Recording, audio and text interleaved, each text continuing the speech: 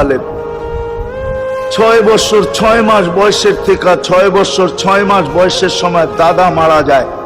আবু তালেব 50 বছর 6 মাস 10 দিন যেদিন আল্লাহ রসুলের বয়স 44 বছর 10 দিন বাতিজাকে সিনায় রাইখা পাচ্ছেন। সিনায় রাইখা ভালোবাসা এতটুকু দিয়েছেন দুনিয়ার কেউ দিতে পারবে না। আমার বিশ্বাস, আমার মন বলে রবের পরে যদি কেউ মুহাম্মদুর রাসূলুল্লাহকে ভালোবাসা থাকে তাহলে আবু তালেব ব্যতীত দ্বিতীয় কোনো ব্যক্তি আমি পাই না। আমার বিবেক বলে, আমার বুদ্ধি বলে, আমার ইতিহাসের পাতা বলে আবু তালেবের চেয়ে বেশি ভালো কেউ বাসত। আপনারা আবু তালেবকে চিনেন না? মক্কায় যার উপরে আঙ্গুল উঠানোর কোনো ব্যক্তি ছিল না।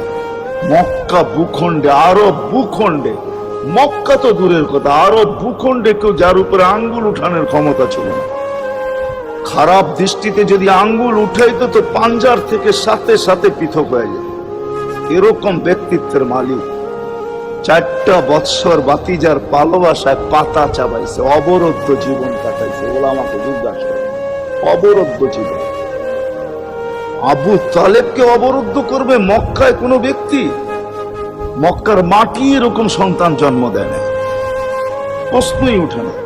ইতিহাস আমাকে বলে আবু তালেব 4 বছর পাতা চাবাইছেন, জীবন কাটাইছেন শুধু বাতিজার দিকে দেখা। যতদিন পর্যন্ত জীবিত ছিল ইতিহাস বলে মক্কার কাফেররা আল্লাহ রসুলকে শারীরিক কষ্ট দেওয়ার সাহস করেন না। সবাই যখন বিছনায় ছিলেন তখন